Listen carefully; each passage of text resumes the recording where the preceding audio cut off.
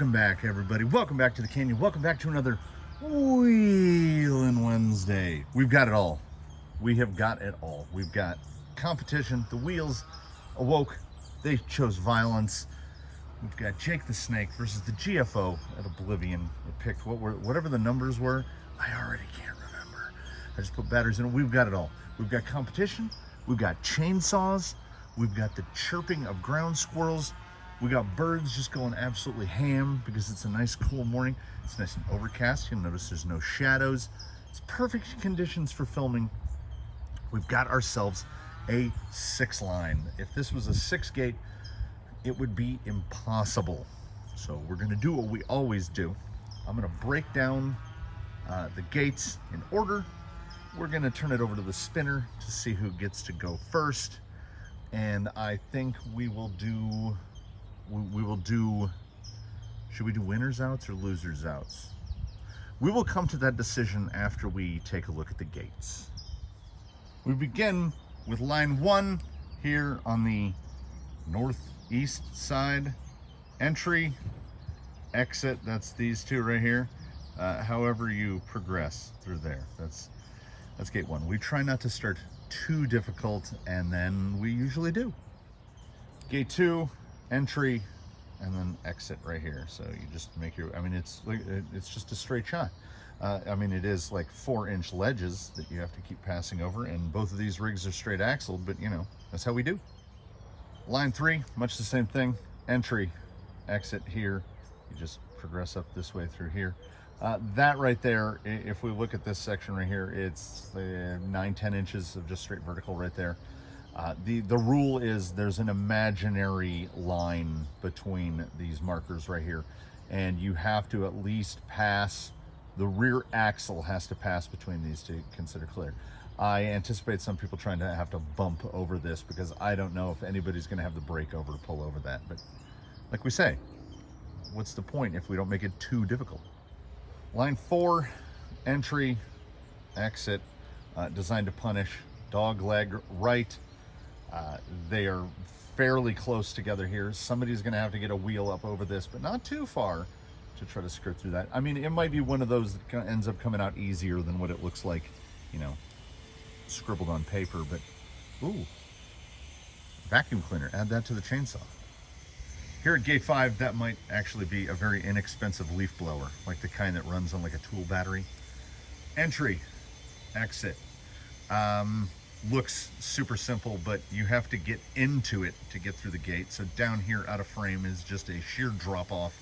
We will see how competitors work their way to that. And then to get to here, it has to be just the perfect line, or you will literally just fall out of the line. That's number 5. We draw to a close. Line 6, start, finish, little dog leg left. Gotta kind of come up through here like this. Looks super easy, but the width of this was perfectly designed by a madman to get right in between the wheel track and just put all the suspension links right into this. Might end up being super easy. I don't think anyone is going to be able to breach straight over that face and, like, you know, crawl over the top. But you know, we don't know. We throw the markers down and hope for the best and worst at the same time. Let the original Wheel of Fate, the spinner, determine who gets to do this first. We are leaving most all of the choices today up to the wheels. Whoever the arrow points at goes first. Whoever wins a line goes first. So it is winners outs, which basically is to try to level that playing field, because if you have to hit a line first, it's generally harder. Those Traxxas rubber sealed bearings still showing great signs of life here as the spinner whirls away. Slowing. Where will it land? We've got the dividing line. Is it Jake? Is it GFO? Is it Jake? It's Jake. Jake first up, hitting line 1. We'll of course be observing standard 6-gate scoring. 2 points for a reverse, 7 points for a gate strike, 10 points for a rollover, a gate max. is 17 points. Jake came to play. Jake did really quite well at his last little Wednesday 6 line at deadline. Going up through that is a tight gate. Slow creep here. Oh, the front's in, but he's through. Jake, a clinician, just showing people how it's supposed to be done. Jake, one of only 2 brushed rigs left in the fleet, and you know what? He makes it work. We're going to find out here very shortly if tire height makes a difference. Now, the GFO has no bumpers. The GFO has a more of an angled skid. They are very similar. He is called the GFO because he is the Ground Fox Origin, an Artful Dodgers Ground Fox with an Origin body on it. And Jake is loosely designed off the Ground Fox chassis. Now, we're seeing here the advantage of the narrow wheel track of the GFO, because with the smaller tire, it does not matter. He made that look even easier than Jake did. Can't dig there, so he's got to pull a little around. That is a no points on line 1. We would expect nothing different in a competition between these two. So as cruelty is cruel, Jake was up first on 1, and it was a tie, so Jake is first up on 2. There is no winner and no loser. Get that front over.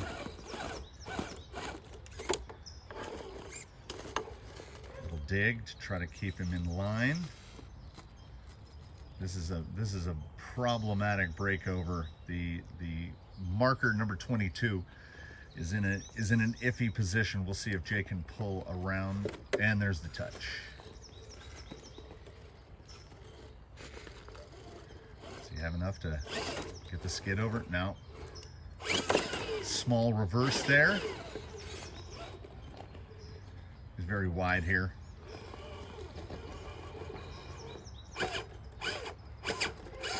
Dig action here. If he can get that, if he can get his rear axle unstuck. Ooh, he is working it, and yeah, straight over. He's through, but 2 gate strikes and a reverse. 16 points, 1 point shy of a gate max. Now, unlike a 6 gate where the points are cumulative, the points here are not cumulative. So it doesn't matter how bad you do on one line. You're not carrying the points. GFO domination here. Oh, and no touch. He is over top of the marker, but he already knows. He just wheels straight across the top of it. Finish on a 7. GFO rolls in the end, but it doesn't matter. He'll power out. We'll move on to 3. GFO up 1 line 0. The beauty of a nice tight obstacle group is we can move from obstacle to obstacle and line to line very quickly. And there's a touch. It looked like he was just going to power straight through that. This is the Vanquish Falcon Wild Peaks. They are doing remarkably well today. He needs to get that driver rear up over that point without shooting him too far left like that. He's going to have to take the reverse. And he is a smart man. Take the reverse all the way down. Gate 1 is already dead. Much further right on this approach. Again, even with his narrowness, really difficult to get that rear tire pulled up past that little point. Quite a belly hang here. Okay. No strikes, no touches. Still just sitting on the well, the strike and the reverse is sitting on 9 points.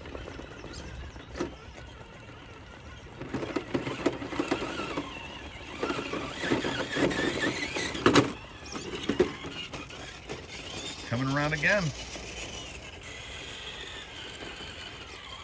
Now, some might be asking, so there are arrows on the markers, and those do indeed designate direction of movement. So the GFO cannot swing around the top and come down and come through the line backwards. Sometimes we have markers that are not arrowed, and you can choose whichever direction you want to go. This is not one of those cases. He's still clean, but he has been, as of yet, unable to find a line that will not, it just pours him back into that hole. Fusion 1800 here.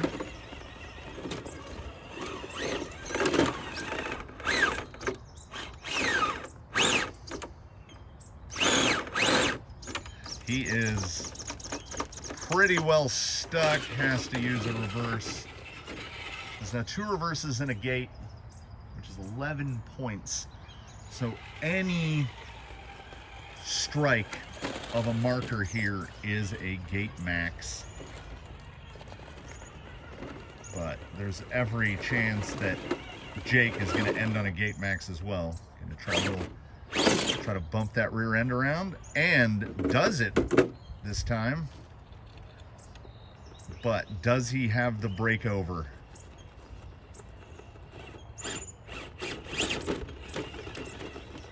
I don't know. No, he is on top of 14, takes it with him. Pulls a gate max at 3, which is not completely unexpected. That is a tough gate. This is, I think, how we want competitive sequences to go. We don't want walk-offs like what we saw with Gate Rover and Ironsides. That is a brush of 11 on the way in. We'll see if those landmines have the ability to pull up over that point. Does not look like it.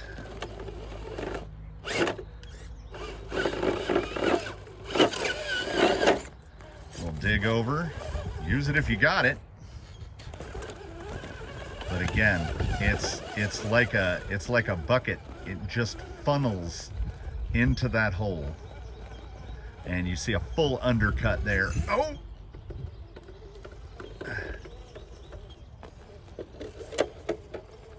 Come on, Jake.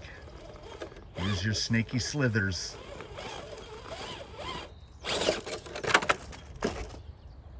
Did he hit 14 on the way down? I couldn't see it. I couldn't see it. So gate 1 is dead. So he's sitting on that 7 right now.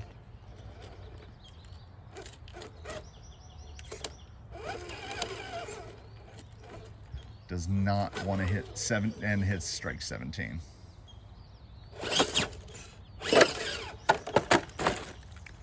Has to be able to show forward progress.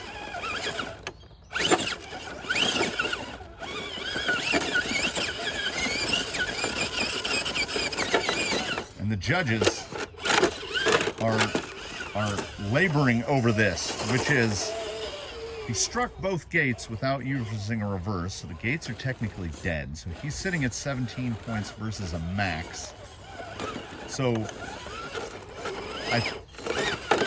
I don't know if we can give the full gate to Jake on this one, as both competitors failed to clear it. But I would say it's impossible for him to get a max. He could keep going until he rolled over, but that would be kind of counterproductive. So we are going to put an asterisk. We're going to put an advantage. And if a competitor has an advantage, that basically counts as a tie break. So GFO still leading 1-0, but Jake with the asterisk for an advantage. GFO stealthing in to take his shot at 4. Fairly easy entry here. Will the Falcons pull up through that little notch? Ooh. Looks like it. Little push wide there on the nose. See if he's got to use a reverse to get him aligned. Not having bumpers, I think a significant advantage here. He's pretty up high there to get through the top gate. Seems holding well. He's well clear of the top gate, but I think he has slid down a little, and there's the brush on the bottom gate. But, I mean, really well done, honestly. I expected more difficulty for him there. Jake coming in now. Doesn't want to get too rowdy here on entry. Needs to not hit a bottom gate, as odds are on him striking the top gate. Ooh, that was a scary little slither there. Steering angle here. Yes. Has not had to head for dig. Now we're gonna get, will we get that top tire hung in tight enough to not drop into that little crevasse?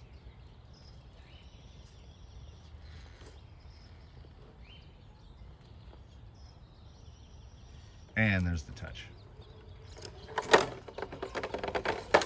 So again, through same exact spot of touch as the GFO. Now Jake is trying to figure out how to get out of here as he got in reversed.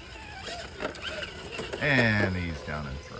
So that is, again, that is a no score on gate 4, which leaves us with 1 point to GFO, and the advantage, and that advantage might come in here. We've only got 2 remaining gates. If Jake wins one and they tie another, Jake's gonna win on the advantage. Oh, could be a canyon first. Because we've had so many draws, GFO is still coming out first. He rethought that line of entry. It's about getting that rear up over. There are definite strengths and weaknesses to the Falcon Wild Peak. The lack of side lug is notable in some locations. The overall lack of height.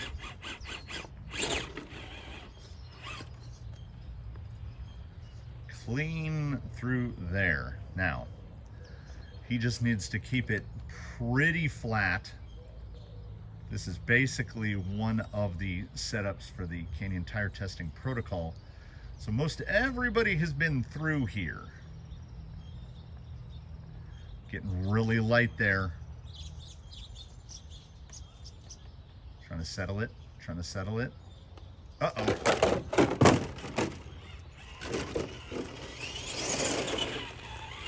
Okay, now, he does have, this is a potential advantage to the GFO here, as gate 1 of, the opening of the line is cleared, so it is dead. So he can approach from a different angle here. Not quite enough transfer to the front. Uh-oh. Think it's a reverse to save this. GFO trying to get that tire to swivel over.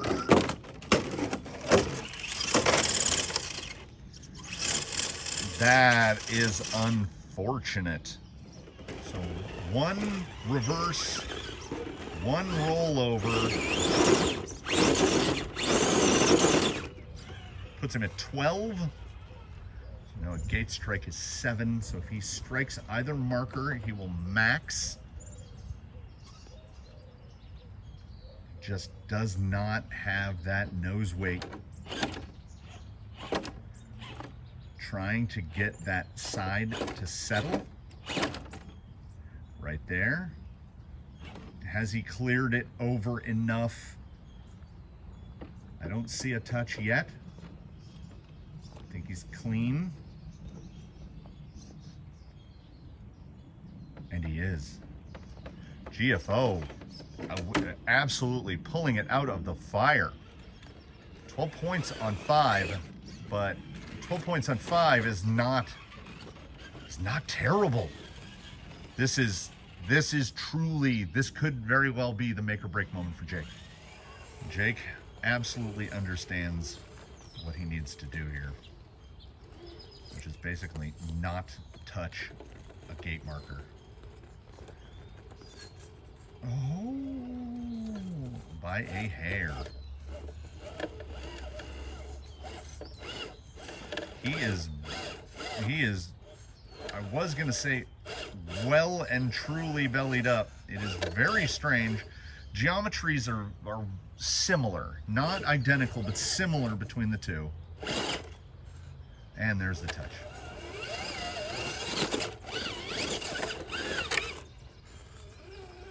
Jake with the touch there, sitting on 7. Now Jake does have more front weight, so let us see if that weight can pull his nose down. He's got to stay off that marker. And that is a touch. That was straight over the top. So this is definitely one of those instances. That was a far cleaner run, but the GFO wins that one by being, you know, I say cleaner mechanically, but cleaner score-wise. That's 2 gate strikes for 14 points. That gives this gate, this line to the GFO. GFO is up 2-0, 1 plus an advantage, even if Jake wins the final line. But now he's just trying to avoid the shutout. The GFO apparently not bothered by having to go first. Keeps having to do it. Narrow entry here. Can he sidle it? Yes.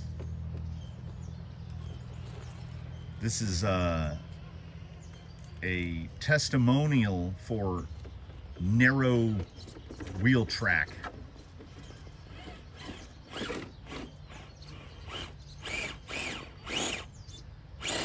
Like he is, and a testimonial against full fendered bodies, because he is locked in there. But is he going to pull? He is going to pull. GFO with another clean there. No points. So again, Jake just missed his opportunity at 5. He has got to clean this to make it not look like a blowout. And that's the thing. It was not a blowout. This was real close. It's just that sometimes them's the breaks.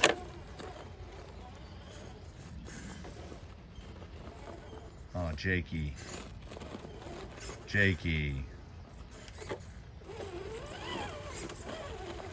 He has gotten too diagonal here.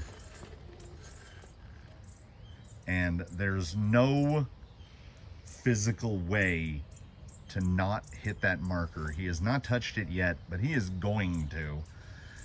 So this is just the, you know,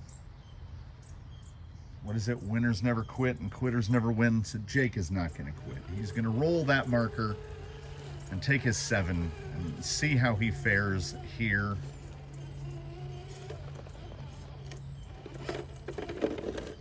Which, again, you see the capabilities. It was just not Jake's day. It was so so little. The margin between, on paper, this kind of looks like a blowout. GFO 3 gates to none with 1 tie and 1 advantage to Jake. But it was, I mean, I think if we go back and look at those runs again, this was much closer. And I say that it was close because I think in my head I wanted it to be closer than it actually was. They tied gate 1, but then Jake absolutely destroyed gate 2. 2 gates in a reverse, 16 points. Only 1 gate for the GFO. Jake then hit 2 gates on 3, 1 gate on 4, 2 gates on 5, and 1 gate on 6. So that is 1, 2, 3, 4, 5, 6, 7, 8 gate strikes out of 12 possible gates. He hit 2/3 of the gate markers. By comparison, the GFO hit, well, he had a max, so he actually hit 4. But 4 is only 1/3 of the gates, and that usually will spell a margin of victories for someone. And with the make or break moment for Jake was indeed line 5, because he had that opportunity there with the rollover and could not capitalize, and that absolutely might have made the difference. It at least would have made it into not a shutout. But we will think back to a fairly recent Wheelin Wednesday where it was Jake versus the Colonel, and Jake pretty soundly defeated him there. Jake is all too aware that you cannot win them all. And Jake has indeed, I feel, come a long way. Because when he was first built, he was getting chopped up in these sort of competitions. So he's gotten a lot better. And the GFO just needs some knuckle weights, I think. Because the GFO has 0 grams of added weight, absolutely none. And is super capable with that fairly big body, but the tire interface and everything is pretty good. Those are still the stock foams inside there compared to Jake running Three Brothers anti-foams. I mean, there are some notable differences here, but Jake just couldn't quite put it together on the day. That's how the cookie crumbles, as they say. And it's worse still, because there was nothing glaringly bad about Jake's performance. He had a little tire slip here and a little bump of a marker there, but it wasn't like he was hopeless like the dual defender battle. So this is a tough one to call. He did a whole lot better at Deadline than he did here at Oblivion. So Jake will dust himself off and prepare himself for next time. Thank you for joining us, everyone, for this another competitive installment of Wheelin Wednesday. I do love a 6-line. It's easy to set up, it's easy to clean up, it's easy to record. This is the way to do it. And now, once I figured out, hey, you know what? Your abilities to retain a bunch of numbers in your head, not great anymore. Like, it's getting worse by the day. It's fun to get to witness the death of your own neural pathways. Like, there's nothing you can do. You get older, and try as you may, try as you might. I do plenty of like word puzzles and stuff.